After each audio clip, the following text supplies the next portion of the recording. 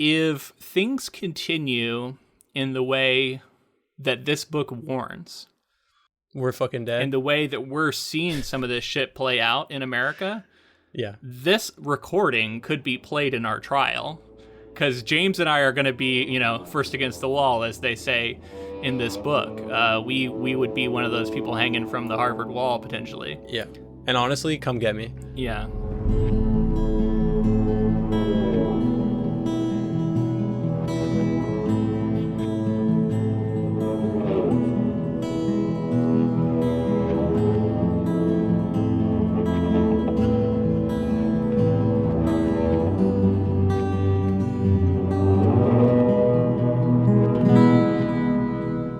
Welcome, friends, to episode 197 of the Ink to Film podcast, where we read the book and then see the movie.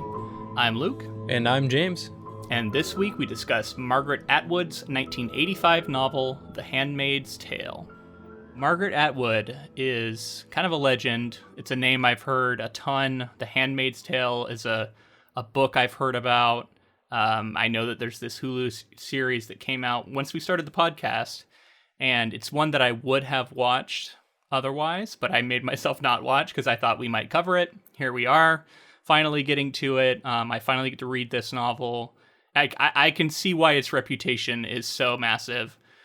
This does seem like a modern classic, and it is incredibly affecting to read this, considering the political climate we're in right now in this country. I first experienced this story as it was coming out as the TV show during the Trump administration, during a lot of like cultural upheaval. I feel like a lot of social issues were being brought up and basically being challenged. And I think people saw this show at a time when they were also seeing some similar things happening in our community. And honestly, unfortunately, still to this day, as recently as the things going on in Texas, this story, just reading it right now, all I could think about was Texas currently. Yeah. So at the time we're recording this, the news coming out of Texas is that there's been this just draconian, horrific abortion rule law passed that includes like $10,000 bounties for neighbors reporting on each other. Of people getting abortions. It's really messed up. And then the Supreme Court has let it stand, which is being challenged now.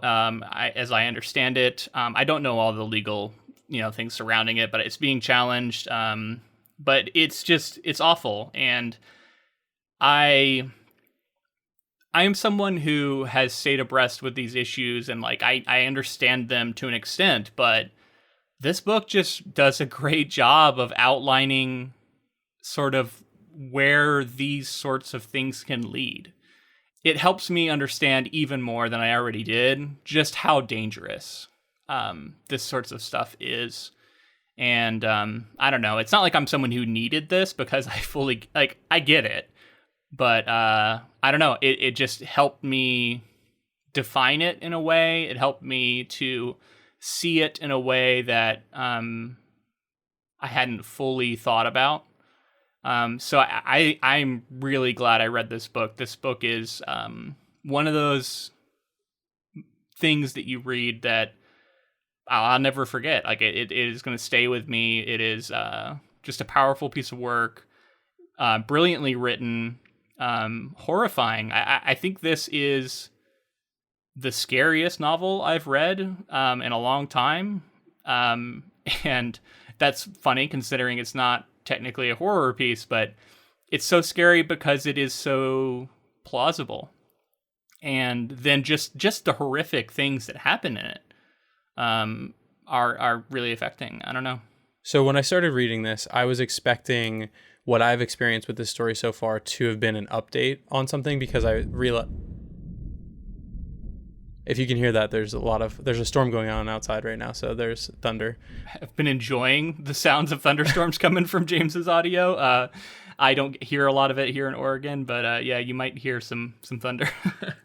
So anyway, I assumed that with the novel coming out in 1985, there was a lot of updates to the story that were made for the TV show, and I was so surprised and it tends to be the case, honestly, when I have seen something first and I go to read it, how much it was already on the page. It is almost exact.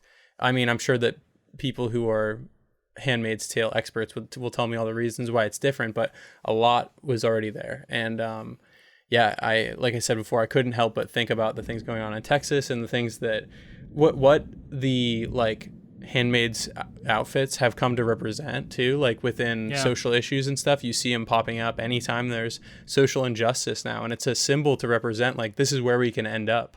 And in that way, it is so horrifying and incredibly powerful. Like you were saying, it like when I watched the show for the first time, because I have to keep going back to that because, like I said, a lot of this is similar. It's so affecting, and it's also from the perspective of someone who's being suppressed by it in an internal way. The show does that really well, but this book, again, it was on the page in the way that we're flowing from like flashbacks to see like what went on to end up here, and then the like introspective thoughts of like what this life is like in comparison to old life. And the way that it flowed, the narrative was like the structure of it was very loose. I feel like it was kind of flowing. Yeah, so it was not chronologically presented. It kind of jumps around a lot in time to different moments, whether those be flashbacks to the life before, to just different moments. And that sort of scattershot approach does feel very cinematic to me, because movies often do this sort of stuff, right? But I mean, books do it too, and I think it's done effectively here. There's also some metafiction sort of gamesmanship going on here that helps sort of situate this, which we can talk about more when we get into full spoiler discussions. We're keeping it fairly general here, but I love that stuff. I think it works really well thematically, and it works really well to give you the story in a way that is most emotionally resonant, even if it's not necessarily chronologically the way it played out. Yeah. If that makes sense. The world building in this world, it's interesting because it does feel like something that could be realistic. But at the same time, it does feel like a fantasy dystopian sort of sci-fi story with things that are recognizable, but at the same time feel so alien as well. Like we see this obvious like hierarchy of class, and then there's this twisting of like biblical things that's going on that I found to be really interesting within this world too. And I talked about way back in like Good Omens, I talked about how like having something like a religion that is universal for people within that are at least familiar with those themes, how like it immediately has a certain baggage that comes with it. And in this, there's already a certain baggage that's coming with whatever form of Christianity or whatever they're twisting. And the thing that I really like about it is that it's showing what can happen when ideologies are twisted to be the driving force behind groups of people, or just mobs of people. And when like power is given to those ideologies, whether they're right or wrong, people at the top can twist them in these ways. And I don't know, I just found it to be obviously horrifying and scary and too real in ways, because you can see it happening all around us. But a powerful world building in 1985 too. Like I assume these things have always been issues. Absolutely. I mean, she was reacting to what things she was seeing at the time. I think this was during the Reagan administration. I don't know how much extra stuff your copy ended up having. I had a physical copy and I listened to the audiobook for some. The audiobook version I listened to was had a cast to it and was a full production. Some additional follow-up stuff at the end, including an afterword by Margaret Atwood herself, where she talked about some of these things.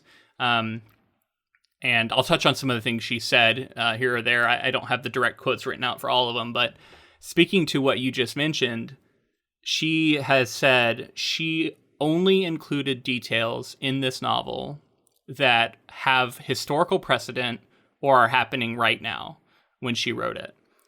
She wanted everything to have that realism to it. She didn't want to invent any sorts of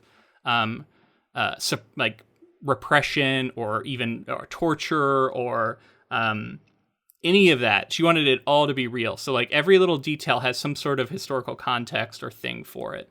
And in different places around the world, she talks about how the subjugation and control of women is a facet of every oppressive regime, and how she like studied a lot of like how it's done, and different places around the world that have done it, and modeled a lot of that here. I think a lot of people have identified the similarities to slavery in America, and how she sort of sets up a sexual slavery that happens here in this book. It's really fascinating to me that she went through all this work to make sure that it has these real world counterparts, and I think that's one of the reasons why it feels so real and it feels so prescient. And we see it playing out. And it was in one of the essays I read, but I agree with it, and that's that a modern classic, an instant classic, can be defined by the way that it continues to be more resonant over time, and how The Handmaid's Tale arrived and was resonant, and then just over time has become even more important. It continues to speak to us, and reading it now, it's like this could have been written last year, and it would have been like, wow, they're really talking about everything that's going on in America right now. And it was written in 1985, the year I was born, which is just wild. Yeah, and that leads me to my experience with the show.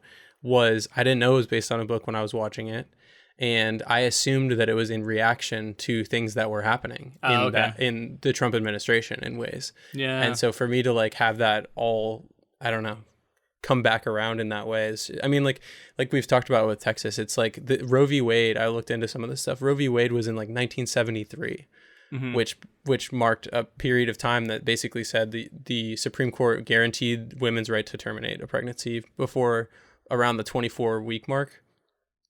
And that has continually been challenged, obviously. Like since then, there's been people challenging it. And now we're seeing a group of people in Texas, a group of lawmakers that were able to get something passed and basically, like you said, put bounties on people who are getting, and then I think for them, the current limit now would be like 6 weeks or something like that, which is like before women typically even know that they're pregnant. And there's no option if there's a traumatic situation that's gone on or anything like that for an abortion. No exemption for rape or incest or anything like that. Like it.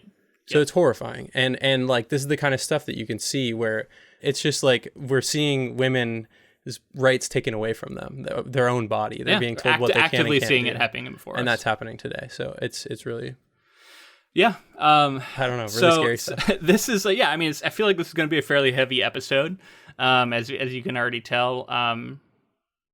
Before we get further along that road, I do want to pause for a moment.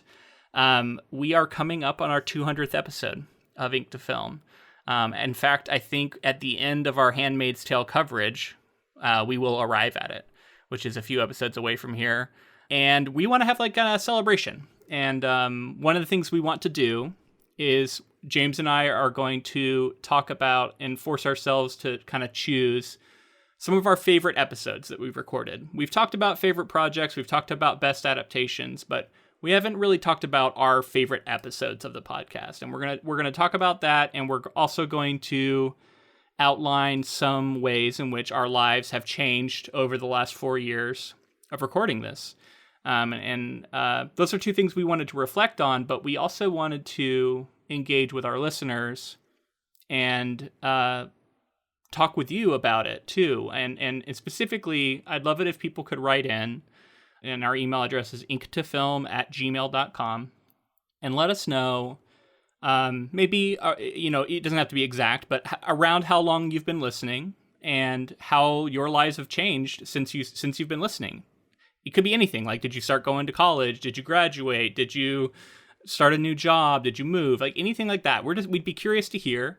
So include some of that if you're willing, if you want. And then also a favorite episode or a favorite moment, even if you can't think of a specific episode from the podcast, if you'd be willing to share it with us, we'd love to hear that. And then we'll read these, as many of them as we can, on the episode themselves. So we just also ask that you try and keep it fairly short, just a few sentences. That way we can talk about as many of them as possible. that would be awesome if we could get that sort of feedback. We'd love to hear it from you. Our email address is inktofilm@gmail.com. Just send those on to us over the next couple weeks, and then we can use them to help us celebrate 200 episodes. Yeah, and thank you to everybody who's consistently listened, popped in every now and again. We wouldn't still be doing it if people weren't listening. So thank you all for listening. All right, so back into Handmaid's Tale. Do we want to talk about Margaret Atwood a little bit? Are we ready here, or do we have some more general thoughts we want to get into? Yeah, I would love to hear more. I've heard that she's written other Handmaid's Tale related books, so I'm really curious to hear what she's done outside of that and who she is as a person.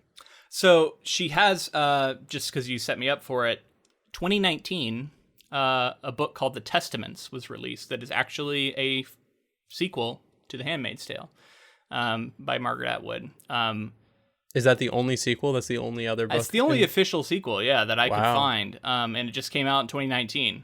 Just to say, the show continues on with a lot more stuff than what's in this first book. Right. That is one thing I'd heard, is that they are sort of taking liberties and going beyond what's in the book, which, some people don't like. I get why people might not like that. I haven't seen it, so I can't comment on it myself.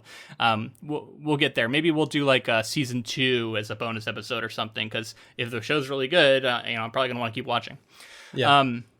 So Margaret Eleanor Atwood is a Canadian poet, novelist, literary critic, essayist, teacher, environmental activist, and inventor.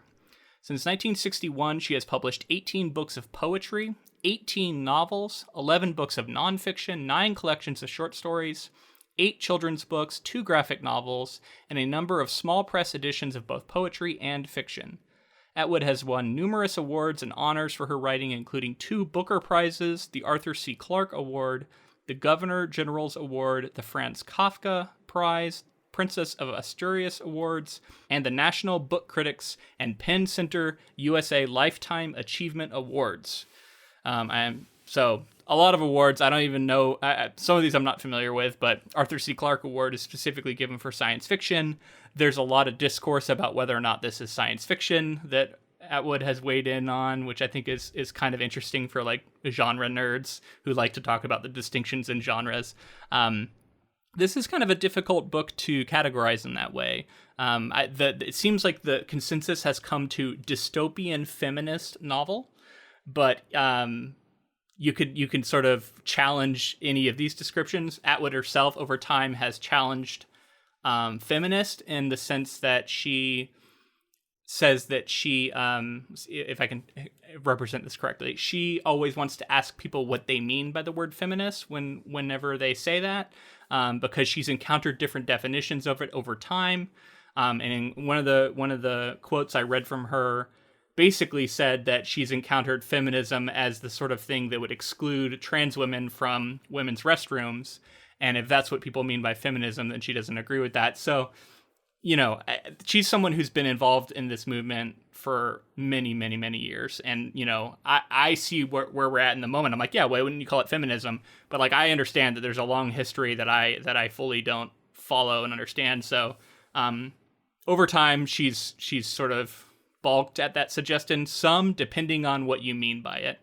But anyway, I think it's safe to say, for whatever that word is worth to you, that this seems like a feminist novel to me, because to me, feminism is just recognizing the humanity in women, and that they should have the freedom to do with their bodies what they want and their lives what they want. And I think that's the sort of feminism that Atwood agrees with, and I read that in some of her quotes. Yeah, we're all feminists here, so in that sense. Just because you say that, feminism and being an ally and being anti-racist and things like that, I do want to model those behaviors. I believe in those things. I am a little bit uncomfortable labeling myself that way, because to me it feels like those labels are not mine to give to myself. They're something that other marginalized people can maybe give to me if they feel that I deserve it. So I don't know, like it feels weird for me to come out and proudly state that I'm a feminist or whatever. You know what I mean? Like I'm not leading off conversations with I'm a feminist, but I know what you mean. Like I like I'm not going to put it in my Twitter bio. And like you could have arguments that maybe you should, and I fully get that. It's just my own discomfort with the sort of attention. Sometimes it feels like I'm trying to get attention, and I don't want that. And so, and plus I'm imperfect. You know what I mean? Like it feels like if I were to claim that, I'd also be saying that like I have arrived and I'm the model of I'm the the person model who of should be this that, and I'm comfortable with my designation. Whereas to me, it's always an act of learning and improvement. So that's just where I'm at with it. I don't know. My outlook on it is like if someone were to ask me if I thought of myself as a feminist, I would say yes. Right. Well, and you know, Atwood's example is an interesting one of what do you mean by that? Because that could be a decent follow-up for whoever is asking you that question, because depending on the person, they might mean wildly different things.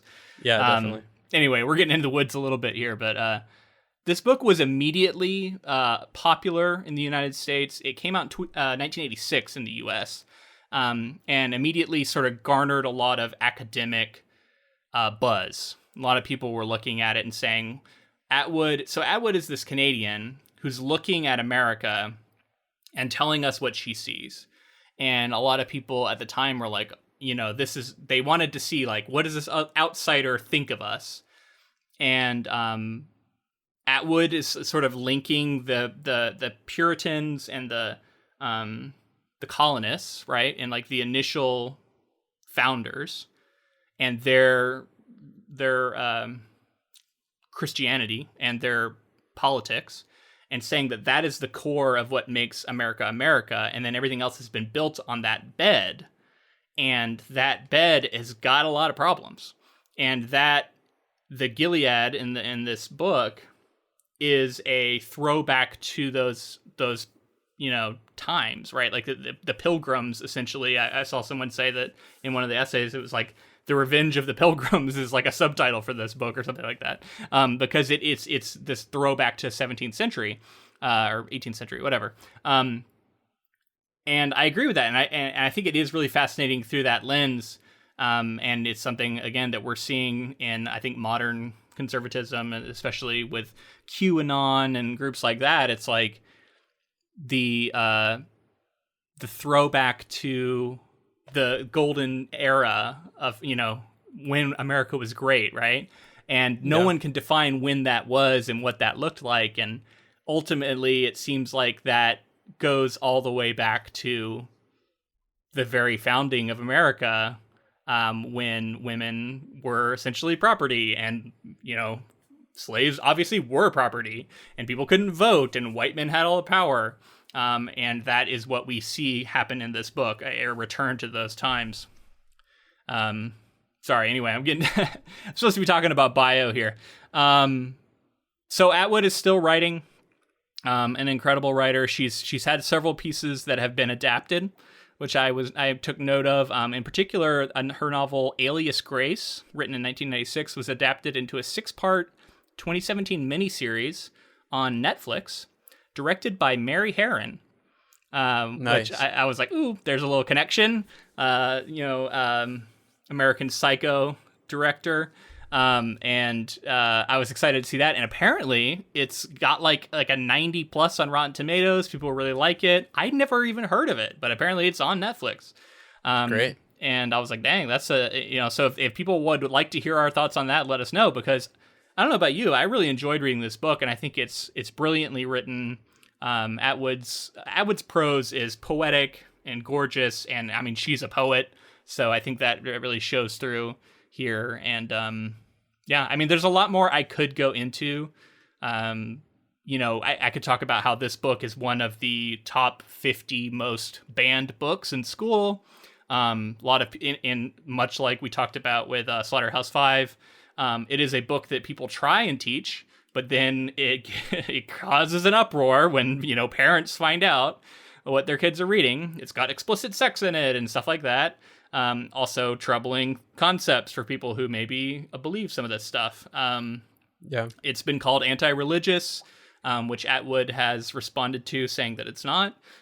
She actually sees it as I mean, you could see within the book that itself that there are sects of these Catholics and Baptists and, Jews and all these different groups that are actually at war with this Gilead country, who sort of represents this form of Christianity that is like nameless, that hasn't been defined within the book. And it's because it's kind of this false religion, right? It's more about power, and she said that this book is a condemnation of religion as used as a front for totalitarianism, and that is specifically what she's sort of taking aim at here, not all religion, which I think is a smart distinction and I think feels appropriate. I think this is a perfect time to talk about a certain quote that I wanted to bring up. I don't think it's really a spoiler, so I'm going to give it here.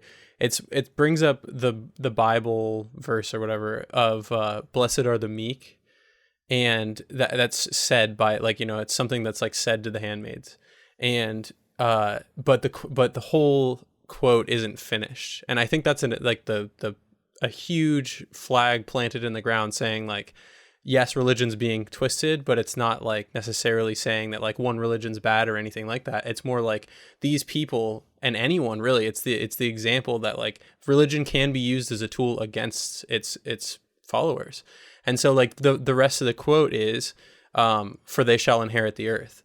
And so they're basically saying, like, blessed are the meek. They're saying, oh, bless you, handmaid, for all the things you're doing for us. But they're not going to finish it and say, for they shall inherit the earth. You're not going to inherit the earth. It's about who controls information, right? And we see that time and again, these Bible verses, it's only very specific ones. They're not allowed to read the Bible because they don't know they're not allowed to read, period. It's illegal to read. But like, you'd think, oh, they can read the Bible, but there are details in there that wouldn't align with the power structure. So they're only read the Bible. And even within that, we see them changing what's in the Bible, modifying it to fit their ends, which is something that has happened over time. So again, historical precedent is there for all of this stuff. And we see all the time, the way propaganda works and the way that the control of information works. And again, movements like QAnon wrap themselves in Christianity, this sort of perverted view of it, and try and, because they know that people hold certain identities at their core, and their religious beliefs are one of them, and that's a way to control people, is you tap into that. Honestly, it comes back around to the stuff in Texas too. Like, I'm not afraid to talk about it because I really think it's asinine, because it's like there's a party that actively is against government oversight and is telling women what to do with their bodies constantly, and it's a religious issue at that point. They always front it as a religious issue. I had a post on our social media where I said that what's the laws being passed in Texas are Christo-fascist, and I like that term because it truly, that's what I see. It's this combination of Christianity with fascism. It's using one to inform the other, using one as an excuse for the other. Yeah. And that's what we're seeing. Absolutely. I do want to also say, if things continue in the way that this book warns, we're fucking dead. In the way that we're seeing some of this shit play out in America, this recording could be played in our trial. Because James and I are going to be, first against the wall, as they say in this book. We would be one of those people hanging from the Harvard wall, potentially. Yeah. And honestly, come get me. Yeah. That's what I have to say to that. Yeah, I mean, you have to speak out while you can, in hopes that your words and that your message can help prevent that thing from happening. And that's what Atwood has even said about this book. She didn't intend it to be prophetic. She said she wanted it to be an anti-prophecy. She wanted to write this book to show people what could happen and to prevent it from happening. She wanted this to actively open people's eyes to it and say, like, this is what you should be avoiding. And her hope is that her book can help us avoid this outcome. And I feel the same way. It's like you have to speak out while you can, while it's still allowed. Well, it's not going to get you killed. And unfortunately, even in this book, it's like crimes are retroactive. So they're executing doctors and they're executing scientists and, I assume podcasters, for their crimes from before Gilead took control, which, I mean, it is what it is. We gotta work to make sure that doesn't happen, right? That's all we can try and do. Maybe we'll be able to escape into the sort of guerrilla forces out in the woods, and maybe that's how we can get away. Anyway, one thing I don't think she accurately predicted is the Gilead group overthrowing the U.S. government and forming this sort of new Republic of Gilead. Well, they tried that recently. It didn't work out. Yeah, but here's the thing. If this happens, they are going to call themselves America. They are not going to cede the name of America because they are at their core. It's nationalism paired with religion, right? It's this belief that they are the true Americans. You see it all the time, real America, quote unquote, and what that means, right? And of course they're going to wrap themselves in the flag just as they, are toting the Bible. They're going to do both. And the idea that this wouldn't just be America was the one thing that I was like, I don't know. They probably just call themselves America at this point. I get why she did it to kind of make it seem different, but just personally, after what we've seen, I'm like, there's no way they're just going to call themselves America if they do this. Yeah. And anybody who's against it is going to be labeled un-American. So I have plot to read because there's a lot to get into here, but I did want to stop before that and just ask you, you've seen the show, never read the book. What was your impression of this novel as a reading experience? Like, what were you expecting maybe? And then like, what did you get? What did you think of it in that way? I mean, I guess I started to give that answer a little bit. So you've talked about the prose and some of the structure and the way that it is very poetic, but I also, it's an affecting story. It's really powerful and it feels so present. It feels like it's something that like, unfortunately could happen. And so I think that brings it a little closer to home. And like I said, all I could think about was how these are still social issues we're struggling with today. Yeah. 30 plus years later. For me, I was expecting something that might come off more as kind of a sermon or like a moralizing. It wasn't that I actually thought the book was going to be that way, but whenever I know going in that something has such a clear, powerful moral message, I'm always hesitant. I'm like, do I really want someone to be sort of moralizing at me and like hit me over the head with a concept, especially if it's like something I already agree with, like, do I need that? I'm happy to report this book isn't like that. I didn't find it to be that way. And one of the things I think really helps with that is Alfred in particular, our main character, she is imperfect. She is not a feminist in that sense. Like, she doesn't have it all figured out. She admits to her own weakness. We see her getting comfortable in this life, as horrific as it is. Ultimately, she's a survivor, and this book is about the things that she has to do to survive, and in this new society. And there's sort of a duality throughout for her and I think it's even fully lampshaded by the moments where she says, this is, here's what happened. Well, it didn't happen that way. Here's what actually happened. Actually, it didn't happen that way either. And that sort of nebulousness, that the way that truth and memory changes over time and how she recreates things for us for particular reasons, we're left not really knowing what the truth is here. And I think that works really well in the written form in particular. So that part of this book really fascinates me. I wasn't expecting it. That sort of, it's this exercise in what it means to tell a story like this, and what we can, distance of time, like if you go read Anne Frank's diary or something like that, like the stories left behind, and how what you're seeing is not the truth. It's some sort of interpretation or recreation or memory of the truth. And in doing that, it's always a distance, right? There's always distance. So all of that I thought was really fascinating. And then you take it all and you wrap it up in some metafiction, which we'll get in here at the end. That all is just fascinating stuff in general to me that I think is really clever, and works really well in a story like this.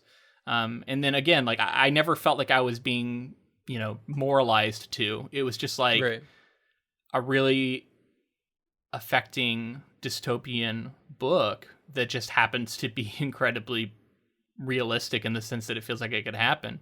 It also was just really well written in the sense that it was an engaging read. It was never boring. I was very invested in finding out what was going to happen. So it was more plot oriented than maybe I thought it would be. And I mean that in a good way. Like there was an interesting plot. I wanted to find out what's going to happen with the commander and her, what's going to happen with this Nick character. Like, is she going to get found out? Of Glenn, what's going on with her, and all these different characters. Like I was invested emotionally. I wanted to find out what was going to happen with them. And so in that sense, it was just a good book. Like I would recommend it to people as an entertaining read, as heavy as it is, and as dark as it is, and as scary as it is. It's also just an entertaining book. Yeah, I mean, you can point to that for the popularity of the show too, right? There's a reason. I think it's just such a good story, and it's so engaging that like you're pulled along with it and can't help but like, yeah, I can understand kind of coming into a story a little bit jaded and being like, is this something that I've experienced before? Is it something similar, or like you said, is it something that I totally agree with? And is it for someone else maybe?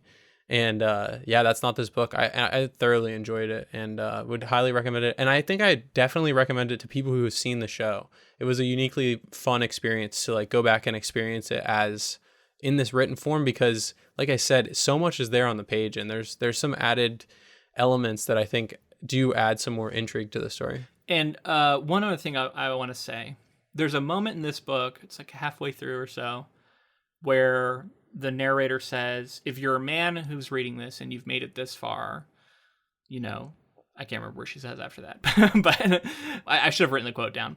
But my point is, I immediately was like, oh, I am a man and I've made it this far. You know what I mean?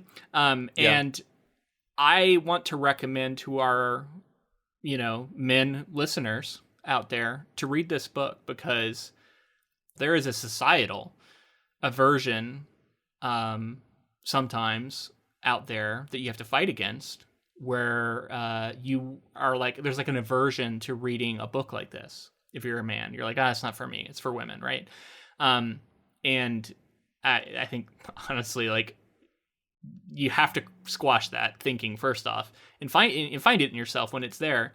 And I don't know, I don't think I'm going to convince anybody necessarily, but if you're listening to this and you're a man and you haven't read this book, I think you should. It's really good. It's a good read. It's entertaining, and I think you'll get a lot out of it. Honestly, I did. That's the thing, right? And that's what stories like this are for, is to give you a unique perspective that you do need, probably. Yeah, and it's just good. It's entertaining, well written. The way that part of the story starts to hint at the fact that it's sort of being told in a post perspective, like it's being recited to you as like a tale. This is even lampshaded later on, but it's like the narration seems to be removed at some later date, reminiscing back about this time, but only sometimes. Because most of the time it's like in the present, but then there are times that because it's that whole fluctuation of like what perspective we're in. Well, she's talking about recreating it and what it was like, and it's not like happening, because a lot of times like third person past will feel like it happened in the past, but the past was like moments ago. Right? That's like a very common way to write third person past. That's not how this feels. This feels more removed than that. Yeah. And that's an interesting element too, because you kind of, it starts to get you thinking like, is she going to make it through this? Is she going to get out? And I think that's a nice element to thread in there. And you can play with that, right? And many writers have over time. It's an interesting technique you can employ for sure. All right. I'm going to read some plot.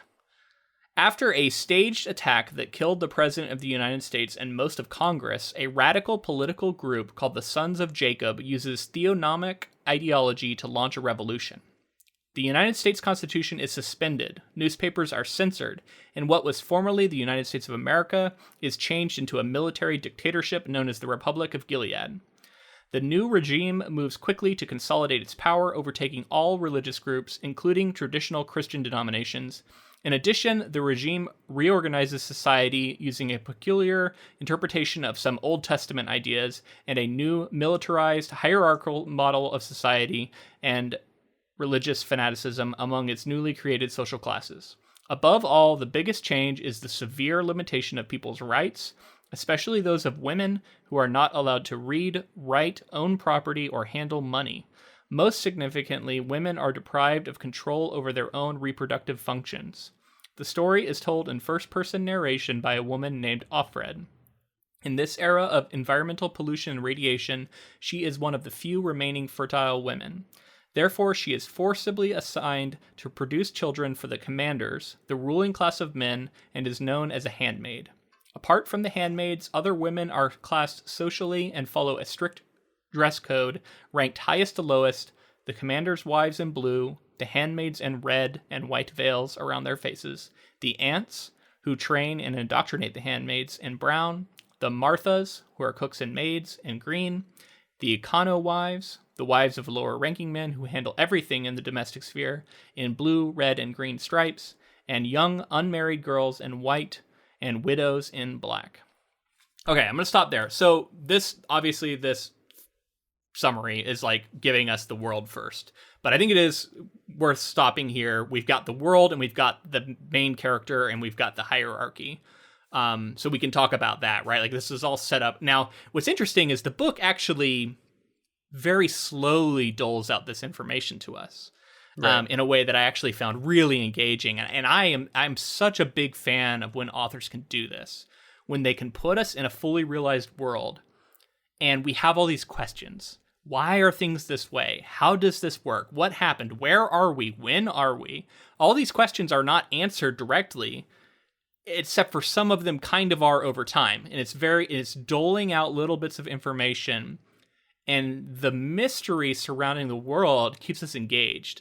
This is a thing that is incredibly difficult to do. It seems a lot simpler than it is, because so often in manuscripts, I'll see people try to do this, and it's very easy to get that mix wrong and to withhold too much information and make it to where people are confused, and confusion in a way that's going to make them bounce off and not interested, but actually just confused. And that's never good. And then there's, obviously, you can go the other direction, way overload people with information. You get that, famous world-building drop of exposition that people dislike in so many books, especially certain fantasy novels. People are like, oh my God, it's so much exposition. So there's both sides of this can be problematic as a writer. This is a great example of doing it in a way that is really interesting. But I'm also going to say it's not necessarily something that like you'll be able to read and go, oh, I'll just do it like that, because it's not going to work for everything. I noticed that as well. And the characters really pull you along for this one, because it kind of is able to do both, because I think that change in perspective. There's the mystery of the future and the mystery of the past. So no matter what direction she's telling the story in, we're like moving in a way that we're interested in. And the present. Every bit of information I got, I was like hoarding. I was picking apart. I was like, ooh, what does this mean? I was so into it for that. Like, there was a moment where she gets to watch the news. I think it's while they're waiting for the ceremony to begin one night. And the wife puts on the news, and you just get these little flashes of details about what the world's like, and it was so interesting, right? Like, I was so into it, and those little glimpses, and one of the things that works so well, Alfred doesn't have the information, right? Like, she is restricted from knowing what's going on. Current events are all restricted to her, so she wouldn't know. She would know her past, but to her past is not novel. So she only talks about it when it becomes pertinent. So it's natural in that sense, even though we are really curious, like, how did shit all break bad and go this way? And ultimately the answers are really quickly and faster than anyone thought possible, and how life was just normal and then it wasn't. And that's one of the messages that Margaret Atwood wants this novel to convey, and I think we've seen, is this is a challenge to the idea that it can't happen here. which is an attitude, at least, that is still a problem in our country, I think, because people are unwilling to see just how dangerous this stuff is and how it can happen here. There's sort of this naivete that America is somehow better than this, and it could never happen here. Whereas, to me, it feels like we're on the precipice way more often than we like to think. Some of the things that really stand out to me too is the way that at some point people have to question whether it's worth the inconvenience to their life, or is it, if it's not even inconvenience, is it worth risking your life for fighting for the right thing?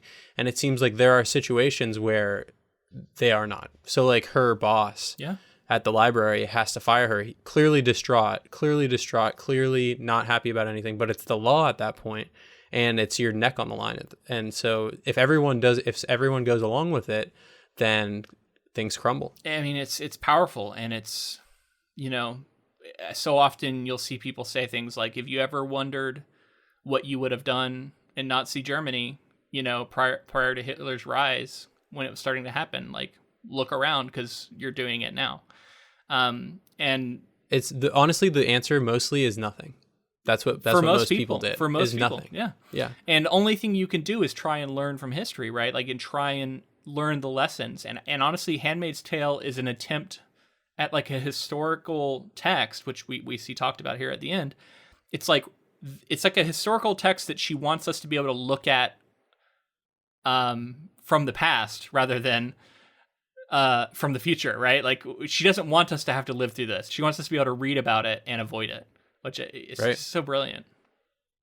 Yeah, and the foresight to like kind of know that it's headed that way. These are the dangers, right? Outlined right here. Okay, so let's get into a little bit more. I guess real quick, like, Alfred, we meet her, right? We meet her in this caste system. I guess you already know a lot of this stuff, but I had no idea like where this stuff was going to take place. And apparently it's going to be, I was like, okay, so we're basically in a house, and she's going to go out and shop. And the house itself was interesting. This garden, I thought was a sort of rife for metaphor. We often get lots of descriptions of flowers and sort of the natural germination and pollination and all these different things that are likened to, procreation, right? And it gives a lot of great comparison points for Alfred to latch on to when it comes to how she feels as if she is now just at reproductive organs with legs, like that's what they've been relegated to.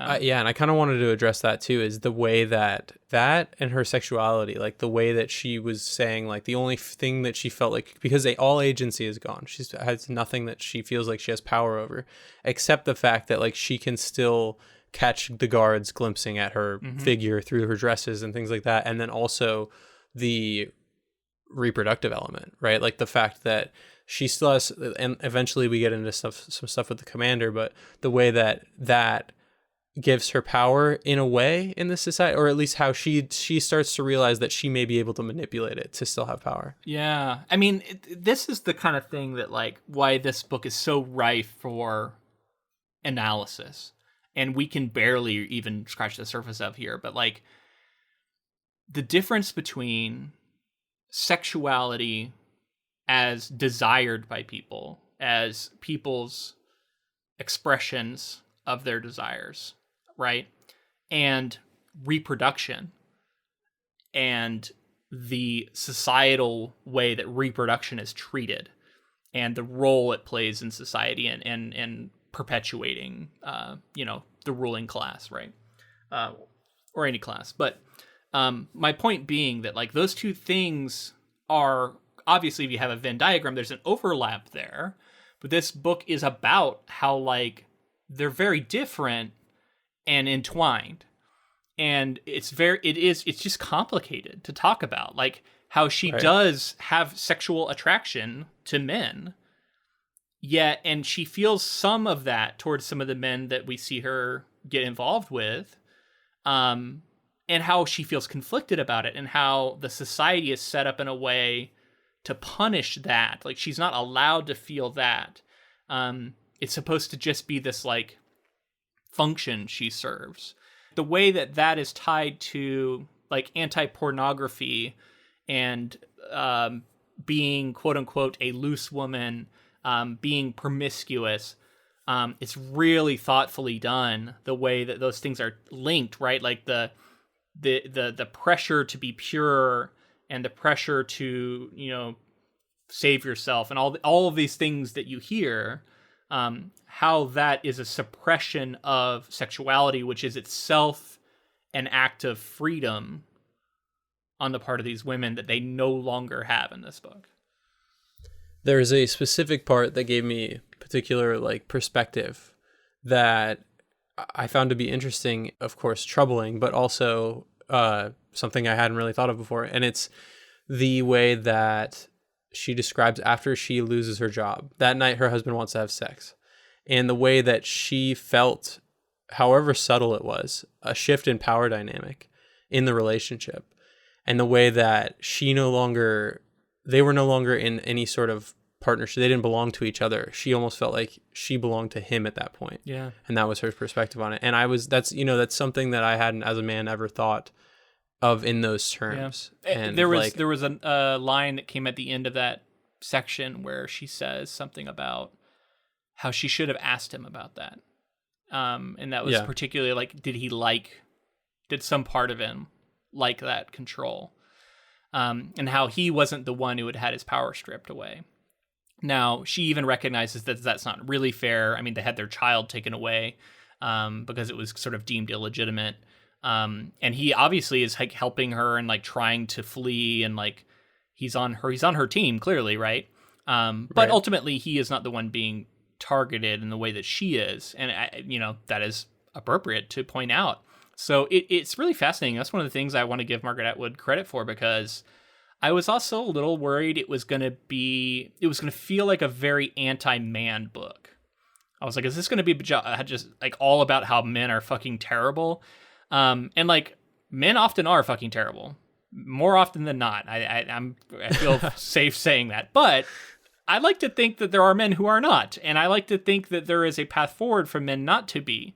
And I like to see examples of male characters who are good people and who are trying to do the right thing. Or at least are like nuanced, right? Like not just irredeemable monsters.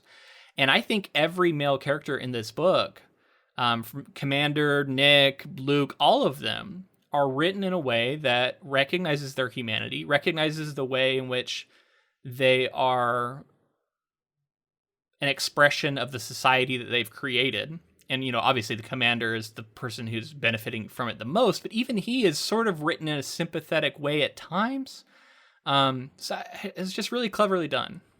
Yeah, I think it's like a spectrum thing. Like different degrees of humanity are being shown in different men. He's not just story. Nobody's just a out-and-out monster. That we not the characters that we directly see. The system feels monstrous beyond belief, but the individual men that we are presented with, at least, have sides to them, I guess, is what I'm trying to say. Yeah, I feel like the commander is clearly a kind of an awful person with splashes of humanity. Yes. And then we see like Nick maybe is like somewhere in the middle, and he's got a little more splashes of humanity than the commander. And then obviously Luke having probably the most humanity. Yeah. And she even says, like, she's like, is that just something I was projecting? Like, I think she even questions it herself. And I loved all the stuff about Luke, because there's one moment where she says, I hold these things all to be true. And she outlines the different fates that could have befallen Luke, including being dead face down in a ditch, escaping and like becoming a member of the resistance, or being like trapped in prison and being tortured and having this big beard and all this stuff. And she holds all of these truths together at the same time. She's like, these are all true for me at the same time. And she has no way of knowing which one is the actual truth. And that sort of playing with reality is so core to this book too. Like, and that's the thing that I did not expect at all, and I really enjoyed, was that whole element of like what it means to tell a true story, and how if you don't have the information, and it's taken away from you, all that you're left to do is imagine things. About her own daughter is the same way. And she's kind of like hedging her bets so that if the news ever does reach her, she's not like too affected by any of the outcomes. It's so true, right? Like she's like, I fully believe that he's dead. Yet I also fully believe that he's a member of the resistance and I should be on the lookout for some like clever message that he's left for me. And like how just like that's so tragic and that's so hard to just live that way. And yet it feels so true. Like, powerful stuff. Let me read some more plot here. So Offred details her life, starting with her third assignment as the handmaid to a commander. Interspersed with her narratives of her present-day experiences are flashbacks of her life before and during the beginning of the revolution, including her failed attempt to escape to Canada with her husband and child, her indoctrination into life as a handmaid by the ants, and the escape of her friend Moira from the indoctrination facility. At her new home, she is treated poorly by the commander's wife, a former Christian media personality named Serena Joy, who supported women's domesticity and subordinate role well before Gilead was established. To Offred's surprise, the commander requests to see her outside the ceremony, a reproductive ritual obligatory for handmaids and intended to result in conception in the presence of his wife. The two begin an illegal relationship where they play Scrabble, and Offred is allowed to ask favors of him, whether in terms of information or material items. Finally, he gives her lingerie and takes her to a covert, government-run brothel called Jezebel's. Offred unexpectedly encounters Moira there, with her will broken, and she learns that those who are found breaking the law are sent to the colonies to clean up toxic waste or are allowed to work at Jezebel's as punishment. In the days between her visits to the commander, Offred also learns from her former shopping partner, a woman called Offglen, of the May Day Resistance, an underground network working to overthrow the Republic of Gilead. Not knowing of Offred's criminal acts with her husband, Serena begins to suspect that the commander is infertile and arranges for Offred to begin a covert sexual relationship with Nick, the commander's personal servant. After their initial sexual encounter, Offred and Nick begin to meet on their own initiative as well, with Offred discovering that she enjoys these intimate moments despite memories of her husband, and shares potentially dangerous information about her past with him. However, shortly after, Offglen disappears, reported as a suicide, and Serena finds evidence of the relationship between Offred and the commander. Okay, so that's like huge chunk of the book, but I thought get it all out there and we could talk about it. Let's talk about the indoctrination facility and the ants, right? This is all harrowing stuff, but I think it's really important to note the role in which women are used to subjugate other women. That's something that Atwood was very particular about using because this is an example of things that occurs in these sort of regimes, that men in power use women by giving them little pieces of power, like doling it out to them, and that can be very attractive, and they can use that to turn women against themselves. And we see that in these ants who are pretty despicable throughout, right? And it seems that they are fully bought in, and some women are just true believers. It's said, right? Like they just fully believe in the cause. And then the idea of like the eyes and ears, how like you have to be so careful about who you're talking to because they could just report on you and get you executed or sent to the colonies. Terrifying stuff. Again, feels very realistic, right? Yeah. Like this idea of I think we see it with the wealth inequality in our country right now, and it's like you're seeing like the people at the top dole out what seems like lots of money to other people to do certain things, and then it all the way down to the bottom, the people at the bottom are looked down on by the people who are, slightly a tier ahead of them, and yet the big fish at the top, like people just kind of are not, they don't realize like percentage, like what the exponential difference is there and stuff. So the people with power at the top kind of in the same way are doling this stuff out, and they just don't understand how much power those people at the top have, and they'll do anything to hold on to that power. Sure. Yeah. I mean, these power structures often work the same way, right? Depending on so many different factors. But yeah, and it's so important to get people on your side. And the way you get people on your side is by offering them power that you're going to deny others. And people will take that. People will seize at that, unfortunately. I think it's brilliantly outlined here. So then we get all this relationship that is, I call, in quotations, I guess, with her and the commander, and playing Scrabble with him, and the ceremony with him and Serena Joy, the wife, and how even Serena Joy, who's pretty awful, she at different moments feels kind of pity for her and feels not affection ever, but like she realizes that this isn't necessarily a great setup for her either. I did want to comment that this is the most horrifying part. I know one of, but for me probably the most horrifying is these like ritualistic ceremonies that they're doing that are so like, it's dark. It's super dark. One of the writing things that I wanted to highlight for that, I could be wrong about this, but when she's describing the first ceremony, she says, the commander fucks her. And it was like, right. Oh shit. And then she says it a bunch of times in a row. Like, the fucking is like this, the fucking is like that. And like, I don't think the fuck had been said yet in the novel at that point. And right. I thought it was really powerful to drop the F-bomb and to drop it multiple times in a row for this moment, because it really highlighted like the obscenity that's taking place. And, so powerfully written in that way, I think really smartly done. The whole thing is just bizarre and awful. And then, this weird relationship comes up.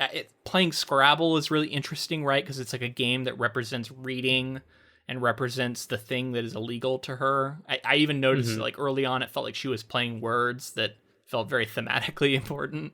Yep. So I thought that was clever.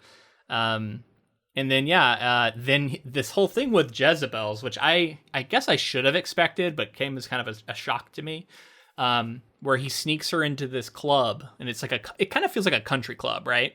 Where other Definitely. Commanders go, no wives are allowed, and it's basically just a brothel.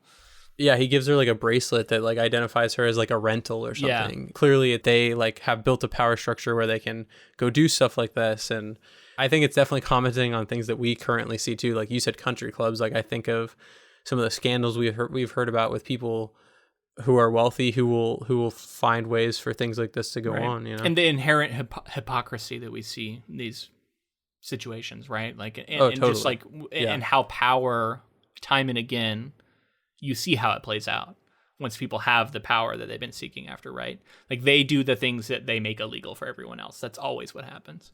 So of course there's sort of a sex work thing going on, even though they've made it illegal everywhere else and for everybody else. Yep. It's all about limiting, and restricting and making it so it's only them. Yeah. Everyone else has to suppress all sexual urges in every way, and then these people at the top have found ways to like create it. Yeah. Well, for them, it's like it's natural, it's human or whatever. Just for them, though, no, for no one else. There's even there's a moment where she asks him, the commander, like who all these people are or something, like who are all these, and he starts talking about the men, and then she's like, no, I mean the women, and he's like, oh, okay. Like, and I just thought that was like cleverly done, because like of course he doesn't consider them people. And as much as I thought it was remarkable how often she gives a sympathetic lens to the things that the commander is doing, how he is like unhappy in his marriage. He wants someone to be interested in him. He wants to have a conversation. He wants to play Scrabble, things like this. He wants wants affection. When he takes her to the brothel and he goes to have sex with her, like he wants it to be this like love making, and then that's not possible for her in this situation because of the dynamic. And ultimately, I think it's like showing how there's an emptiness inherent to this that no matter what is going to be present. And I don't know, it's like it is kind of sympathetic towards the commander, but like he is an instrument of this and he is in power here. And even if things aren't perfect for him, like it's really hard to feel sympathy for him. But I don't know. I just thought it was really telling that she was still able to find some sort of sympathy. It felt like, or because ultimately, I guess he's still human, right? Like that's the thing is like this. He's still a man, and she talks about how maybe she would have liked him before all of this, and He seems like somewhat friendly towards her. He can be kind of charming, right? Like there's a certain appeal. But she recognizes even in herself how that doesn't change anything and how he could still have her killed. And she says, I'm a whim to him, and she has to always remember that. One of the characters I think we have to talk about too is Moira, and the relationship that Moira has to Offred and what she represents for her, because she was this fighter who found a way to escape and all of this. And then she finds her here broken. Yeah. And like what that does to someone like Offred, who was kind of always envisioning, and she was hopeful for her friend Moira. Mm-hmm. Yeah, it's tragic too, right? Like to see her sort of broken and having given up, and she even says, like, I don't know what happened to her after that. I never saw her again, which was tragic. And it's like she may have died, she may not have. I don't know. And yeah, I mean, Moira and like her mother is the same way. It's these women who seem almost aspirational, right? Like, but also like she's afraid to be like them because she recognizes the consequences that face them, and she says like, I'm not willing to give up my life. And she even says, like, as soon as they come to torture me or to threaten me or to threaten the people that I care about, I'm gonna break, because I'm not brave in that way. And again, that's one of the things that really makes me like Offred as a character, is she's not this perfect hero. She's just a person. She's a survivor, and she's talking about all the things she has to do to survive. Let's talk about Nick a little bit, because Nick is a mysterious character. I thought for the longest time he was going to be full-blown traitor. I was like, this guy is going to turn. And I was surprised that it didn't go that way. And especially there was a moment when he drops her off at the Jezebel's, and he looks like disappointed in her. And I was like, oh man, you got to watch Nick. He's going to be like possessive, and he was attracted to this pure version of you. And now that you have gone to Jezebel's, he's going to view you as impure. And I thought he was going to turn him in. But the book kind of implies that Nick maybe saves her. Maybe, I say, because we don't actually know the fate of our main character here at the end. But maybe Nick saves her. Maybe Nick actually puts her in contact with this resistance group. Yeah. So that's the intriguing thing, right? Is like the commander, you can't really tell like who's on her side and who's not. And honestly, I think people are switching sides all the time when it's convenient for them. And that's one of the pieces of intrigue that like continues throughout, and who she trusts information with and who she's willing to stand up to tends to be, you're scared for her, but you're also like kind of like, fuck yeah, in those moments when she stands up to someone, or, she starts standing up to the commander a lot and telling him what she wants, and, what like, and it seems like she's starting to like get some more agency for herself. So, and her telling the secrets in general to Nick is like kind of scary, but it's also like, is this someone who's actually there for her? Yeah, I was so like worried when she's like sharing like details about Mayday and like all the people she's been in. I'm like, oh God, don't tell that to Nick. Right. It doesn't end up seeming to be the problem, but yeah, I mean, I was worried. There's a couple of quotes that I've written down and I haven't touched on yet, so I'm going to talk about one of them now. There is more than one kind of freedom. Freedom to and freedom from. In the days of anarchy, it was freedom to. Now you are being given freedom from. Don't underrate it. I believe this was by one of the ants. And this idea of freedom to and freedom from is, I think, central to this book, right? Like, it is what we have seen so much of, the push-pull between personal freedom to do things, to be, free to take actions, freedom of speech, freedom of movement, freedom to control your body, this sort of freedom. And then freedom from is your freedom from danger, your freedom from being attacked, your freedom from its security, right? And how they both things can be sort of weaponized, and how so much of what goes into the handmaiden situation is this idea that men are inherently sexual, beings who have this sort of like capability of rape within them, and how we get this victim blaming, right? Like that it's even sort of ceremonialized in this like moment where they're all yelling at this woman that it was her fault because she got raped. And it's like, it's all about how what women do to deserve what happens to them. It's all victim blaming, right? And you see this thinking a lot. And it's sort of outlining how their restrictions that have been placed on them is ostensibly for their protection. It's looking at it and saying, well, we're going to protect you from these things happening. And the way we're going to protect you from happening is we're going to remove temptation.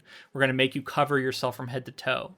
You know, we're going to restrict your movements, restrict your ability to do all these things. And that's going to protect you. You should be happy for this. And just how, I don't know, it's just really scary because you see this thinking all the time. Instead of course, policing the men who do the thing, you know, it's just like fucking frustrating. Yeah.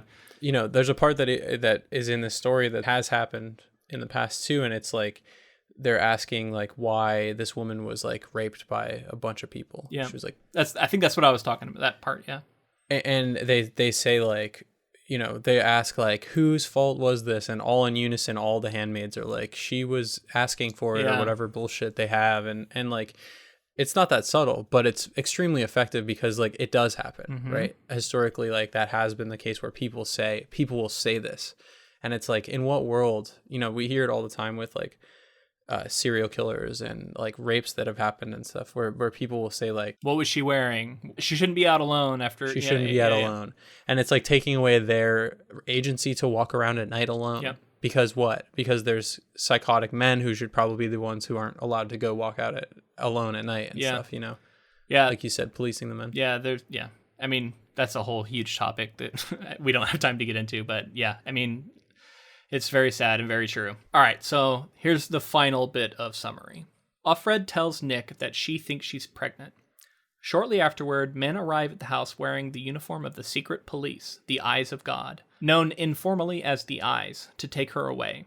As she is led to a waiting van, Nick tells her to trust him and go with the men. It is unclear whether the men are actually Eyes or members of the Mayday resistance. Offred is still unsure if Nick is a member of Mayday or an Eye posing as one, and does not know if leaving will result in her escape or her capture. Ultimately, she enters the van with her future uncertain. The novel concludes with a metafictional epilogue, described as a partial transcript of an International Historical Association conference taking place in the year 2195. The keynote speaker explains that Offred's account of the events of the novel was recorded onto cassette tapes, later found and transcribed by historians studying what is then called the Gilead period. Okay, totally did not expect that change at the end there, but let's finish up our story, you know, with what actually happens with Offred, because there is a huge amount of ambiguity, right? Like she's taken, and again, the duality of she could be getting led to her death, she could be getting led to salvation, some in between, we don't know. Yeah, I actually love the ending. There's also ambiguity with the fact that like, is she definitely pregnant? Unclear. He, you know, she seems to think she is, but I don't think it's confirmed. She feels like she's pregnant, right? Like, yeah. So there's a lot of like, she doesn't know who the father threads. is for sure. So right, everything is so unknown. And very ripe for a season 2. Oh boy. Like. But yeah, I can understand people. We've stated on the podcast many times, ambiguity at the end of stories, to me, you know, asks for more conversation to be had around it, and more interpretation, which I think always is amazing. But I could see people walking away being like, oh man, I need more. Like, what happened? You know, I think the epilogue gives some details on what went on, and we can kind of fill in the blanks ourselves. But yeah, there's a lot going on there at the end. Yeah. So one thing I wanted to talk about was this book made me think a lot about another book we've read on this podcast. And I wonder if you had any similar thoughts. Did this remind you of any particular novel we've covered? The only one that sticks out to me is Children of Men. Children of Men by P.D. James. Yeah. That was my one. And I wrote down, I was like, when did this book? So I went and looked it up. Children of Men was written 7 years after this novel. Gotcha. And Children of Men is about what happens to society when there are no more children being born. And I just thought it was interesting, right? That it's like a similar problem is happening here, in that fertility rates have gone down, but they're not gone. And how we see some similar forces, but it's like almost worse in this sense, right? Like because it becomes like there's a moment where literally she identifies herself as a national resource, and her womb is a national resource, and like how just repeatedly she thinks of herself as an object because that's how this society treats her, and how scarcity in that sense somewhat leads to this.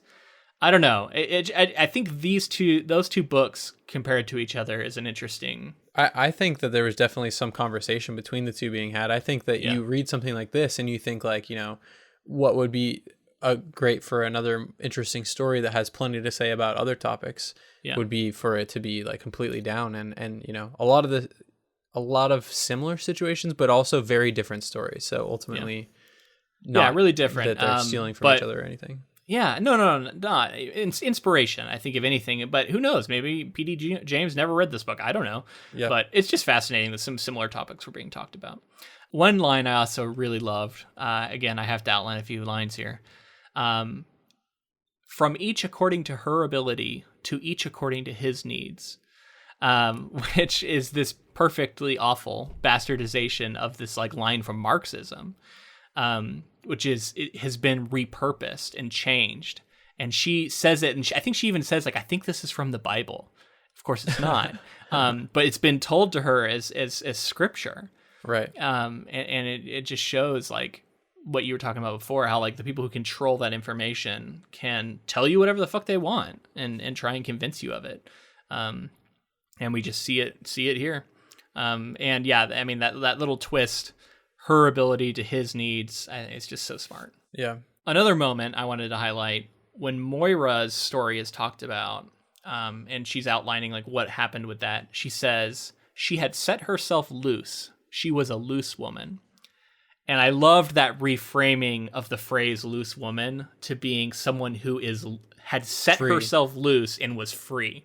Yeah. Right? Like, I don't know. I just think that kind of stuff is so powerful. And like, there's so many of these moments in this book that are just like brilliantly written. Oh, I forgot to say it earlier. The only Atwood I think I've had exposure to was I think I read some of her poetry in a class I was in, but I could not remember what poem. And I tried like doing some quick Googling and I couldn't find it.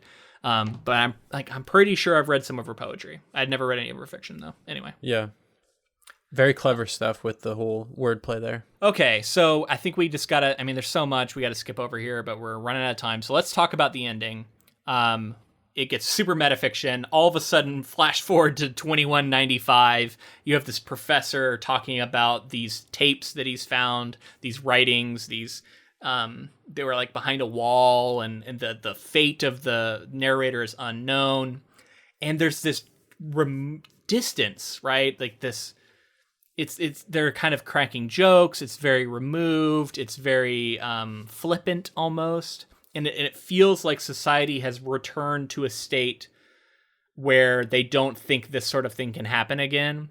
And I think that is a key sort of message here. And then also just, like how academic study can sometimes maybe be removed from the sort of real tragedy.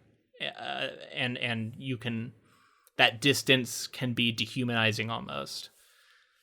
Yeah, it was pretty bonkers when they jumped ahead like 100 years or whatever. I couldn't believe that was the case. This is one of the wildest parts in the audiobook, by the way, because there's like a crowd, and like each person who raises their hands is a different speaker, and the professor's somebody different, which I think, by the way, the whole book is read by Claire Danes, which is cool.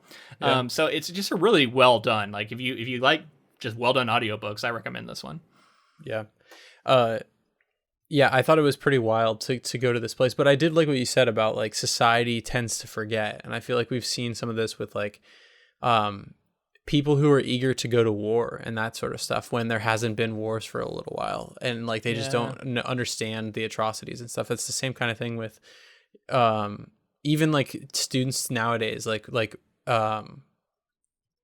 learning about Anne Frank, like you mentioned Anne Frank earlier. Yeah. Like how that feels so removed. It feels like history at that point. So it's not really, it's something that happened. It's not something that can happen. Yeah. I mean, and there's lessons throughout, but then, you know, yeah, it also like, it lends a sense of realism to this. Like it makes it feel like a historical document. Right. And I liked that too. It sort of, it situates us in a weird spot because we are, of course, also reading the same thing. And I don't know. It's that what is the nature of truth? What can be learned from reading survivor stories? I think is all being engaged with, and I don't know the answer to it, but it's something I'm going to be thinking about a lot when I do watch this TV series, because I'm really fascinated to see what they just sort of pin down as like this is the facts versus what they leave as ambiguous, because my sense is that for TV you're gonna have to make some decisions about what is true and what isn't. I'll be really curious to see how they handle that. I know you probably have a sense of that, but again, I haven't seen any of the series, so I have no idea. I'm really excited to get your take on it. Yeah, I mean, I enjoy the show, so and I think that, like I said, there's a reason why it blew up. It's because it's great storytelling with a great vision behind the show. There was also a moment in this book where, actually, you know what? It was at the end. It was in that sort of like, not interview, just like an afterword by Atwood that I heard. And she said, every recorded story implies a future reader, an act of hope. I like that a lot. And I really liked that too, yeah. Right? Like, that's something that... legacy, right? That's what we leave behind ultimately. Right. Why tell stories? Why record things? And you see it throughout history, people taking the effort to record it. And of course it's an act of hope, because if you truly thought no one would ever read it, like, you probably wouldn't do it. Why would you dedicate blood, sweat, and tears to something that no one would ever... I mean, of course there's the passion of it, but at the same time, like, there's some part of you feels like someone may eventually see it. Yeah. Or could. Yeah. All right, so here we are at the end of the book. We're going to be tackling the series next. I did see that there was another adaptation of The Handmaid's Tale made in 1999, a film. So that could potentially be something, if we can find. Could be a bonus episode. Very interesting. I'm very excited to see what is done with this adaptation. If you enjoyed this episode, please let us know in the form of a rating and review on whatever app you used. And don't forget, we would love to have you send us in those things I talked about at the start, how you've changed, how your life has changed since you've been listening, and a favorite moment or favorite episode. Send those in to inktofilm@gmail.com. And Luke mentioned bonus episodes. And if you wanted to get access to those bonus episodes, you could check out our Patreon, patreon.com/inktofilm. We put out at least one bonus episode monthly for just $2 a month. So consider checking that out. And there's a chance that it will end up doing The Handmaid's Tale at some point, the film that Luke just mentioned. Yeah, or something else. We just did one on The Neverending Story 2, which was a pretty bad movie, but we found a way to talk about. If you want to hear us in pain, that could be interesting to you. Yeah, we'd love to have you on there. And check out our social media, Instagram, Facebook, and Twitter, all of those at inktofilm. And thank you to Ross Bugden for the use of our intro and outro music. Okay, thank you all for joining us. It was an experience here. It's a heavy story. But I think it's, as we've both said, I think it's a story worthy of having been read, and now we're going to go to watch it. Yeah, and every podcast episode recorded is recorded in hope of a listener. Right. Of some future listener. In the hope that it won't be used at our trial, like you mentioned. Yeah, earlier. Let's hope that we don't have to listen to this at some future trial. All right. Until next time. Keep adapting.